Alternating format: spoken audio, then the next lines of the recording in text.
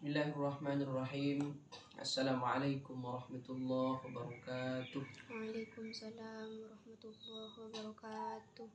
Nawaitu at-ta'alluma wa at-ta'lim wa at-tadhakkura wa at-tadhkira wa naf'a wal intifa' wal ifada wal istifada wal hath 'ala at-tamassuki bi kitabillahil 'aziz wa sunnati rasulih wa ad-du'a ila al-huda wa ad-dalalati 'ala al-khair ibtigha'a wajhillahi ta'ala wa ridha'ihi wa qurbihi wa thawabihi subhanahu. Allahumma salli wa sallim wa barik ala sayyidina Muhammadin salatan tukhrijuna biha min dhulumatil wahm wa tukrimuna bi nuril fahm wa tudhihu lana ma ashkala hatta afhama innaka sami'ud du'a ya arhamar rahimin. Alhamdulillah anak-anakku sekalian, pada kesempatan hari ini kita bertatap muka yang kedua kalinya untuk kajian kitab kami ini. Semoga apa yang kita kaji, yang kita baca dari kitab-kitabnya salafus salihin ini dapat memberkati dalam setiap hidup kita. Amin. Langsung saja biar ini lebih menyingkat waktu, mungkin langsung saja lanjut ke pembahasan. Langsung saja beliau menyatakan qala al-musannif rahimahullahu ta'ala wa nafa'ana bihi wa bi ulumihi wa bikum fid dharain amin. Bismillahirrahmanirrahim. Al-maqalatu tsaniyah, dari perkataannya, dari ungkapan-ungkapan hikmah yang disampaikan oleh Ibn Athaillah, yaitu iradatuka tajrid ma'a iqamatillahi iyyaka bil asbab minasyahwa al-khafiyyah.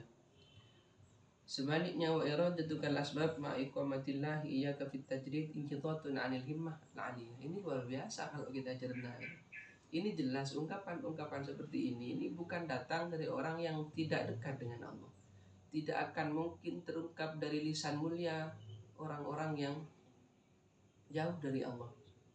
Ini tetap artinya dengan makalah seperti ini menunjukkan bahwa beliau itu memang arif billah, memang orang-orang yang dekat betul kepada Allah. Iradatuka tajrid ma'a iqamatillahi iyyaka fil asbab minasyahwa al-khafiyyah. Keinginannya sampean semua dengan saya, misalnya kita semua ini menjauhi urusan dunia, tetapi Allah menempatkanmu padanya adalah syahwat yang tak kasat mata. Kita itu misalnya ingin menjauhi urusan dunia, zuhud lah, gini. Tapi Allah menempatkanmu dalam urusan dunia. Dunia. Ini apa katanya beliau? Adalah syahwat yang tak kasat mata. Syahwat yang tak kasat mata. Sering bi Allah sebut dengan urusan dunia pakai tanda. Ini kan syahwat yang tak kasat mata. Sebaliknya, wa iradatukal asbab ma'a iqamatillahi iyyaka fit tajrid nitatun 'anil himmah al-'aliyah. Sementara misalnya ketika Allah menempatkanmu di jalan untuk fokus saja kepada Allah, tajrid ma Allah. Tapi kamu apa pak urusan dunia? Kamu ini seberang dalam hal urusan dunia, menggebu-gebu dalam hal urusan dunia. Ini katanya beliau, inhitatun 'anil himmah al-'aliyah. Ini justru turun dari cita-cita yang mulia kepada derajat yang lebih rendah. Ini salah. Karena memang gini, misalnya dalam satu hadis dikatakan bahwa manusia ini sudah disetting dengan kemampuan manusia itu sendiri, terkait dengan kekayaan, terkait dengan kemiskinan. Allah menyatakan misalnya dalam sebuah hadis dikatakan, inna min ibadi. Ini kalau tidak salah di hadis qudsi yang pernah saya baca. Inna min ibadi man la yasluhu illa al-ghina. Wa in afqartuhu afsadtu alaihi din. Ada sebagian dari umatku itu yang pantas, baik dan cocoknya itu ada di kayanya. Jadi cocok, pantas dan bagusan dari badan esoki, ada di kayanya. Wa in aghnaitu man bin ko epasoki, wa in afqartu man bin ko miskin. Kalau saya jadikan orang itu miskin, afsadtu alaihi dinah, rusak agama. Berarti baiknya, pantasnya, cocoknya orang itu ada di dalam gelimang kekayaan. Tapi sebaliknya, wa inna min ibadi man la yasluhu illa al-faqr. Tapi ada juga sebagian dari hamba-hambaku itu yang pantasnya, cocoknya itu ada dalam kefakiran. Wa in aghnaitu, kalau saya jadikan dia kaya, afsatu alaihi din, maka rusak agama. Berarti ini baiknya, cocoknya, pantasnya ini ada di fakirnya, maka jadikan Allah ia fakir. Jadi sebenarnya hidup itu ya tidak susah. Yang susah itu pola pikir kita. Hidup ini mudah, yang membuat sulit itu pola pikir kita. Makanya harus dikedepankan husnudzon kepada Allah, bahwa setiap apa yang Allah takdirkan itulah yang terbaik. Bahkan dalam urusan cinta sekalipun, ini tidak bisa dipaksakan. Kita bisa berencana menikah dengan siapa, tapi takdir akan berkata lain, Anda akan menikah dengan siapa. Jadi tetaplah kita berikhtiar, kita tetap berusaha. Usaha. Makanya di sini Imam Ibnu Athaillah, ketika orang itu oleh Allah ditempatkan di makom yang tajrid ma Allah, hanya fokus kepada Allah saja, namun kemudian dia itu sibuk dengan asbab, sibuk dengan mencari asbab, sibuk dengan mencari dunia. Ini katanya beliau, inhitatun anil himmah al-aliyah. Ini turun dari derajat yang tinggi menuju derajat yang lebih rendah. Kenapa? Karena kalau katanya hikam ini, kalau katanya syarah yang menyarahi kitab ini, liratitika rujuk ilal khalqi ba'da ta'alluq bil haq. Karena sesudah kamu itu bergantung kepada makhluk, setelah sebelumnya itu bergantung kepada Allah Subhanahu wa taala al-haq. Jadi ini merupakan inhitatun anil himmah al-aliyah.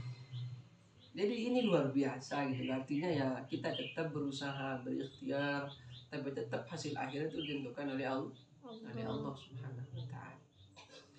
Jadi ini makalah yang luar biasa yang bisa menjadi renungan dalam setiap hari kita, dalam setiap detik kita, bahwa kita hidup ini bukan sia-sia. Karena di Al-Qur'an itu afahasibtum anna khalaqnakum abatha wa annakum ilaina la turja'un. Apakah kamu mengira bahwa saya itu menciptakan kamu ini di dunia hanya sebagai mainan saja? Tidak. Iya. Kita itu ya sekarang ini kan tempatnya menanam. Nanti di akhirat ini kita memanen dari hasil amal yang kita buat. Walaupun kita itu tidak boleh mengandalkan amal, tetap kita beramal dengan baik. Kalau kita itu mengerjakan amal baik, sebisa mungkin cepat hilang dari ingatan. Artinya ikhlas. Ikhlas itu ya istilahnya itu gampangnya gini. Kamu memberikan sedekah kepada orang misalnya 500.000. Ini segera mungkin yang 500.000 amal kita yang 500.000 itu segera dihilangkan dari akal pikiran kita. Kenapa? Biar kita tidak merasa ada kita. Jongkok merasa sedekah. Jongkok lama ya. Saya sudah pernah menyedekahkan harta saya seperti ini. Ini kan justru tidak baik. Ini nilai ikhlas kita itu berkurang dengan seperti itu. Jadi kelopain ketika kita berbuat baik, maka lupakanlah segala itu, biar Allah yang mencatat semua. Di setiap lisan kita, di setiap gerak-gerik kita itu ada malaikat yang mencatat.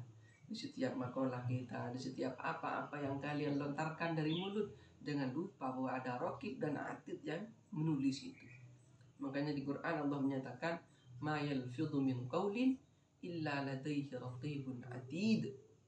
Tidaklah setiap apa yang kalian lontarkan dari mulutmu itu pasti ada 2 malaikat yang mencatat amal-amalmu.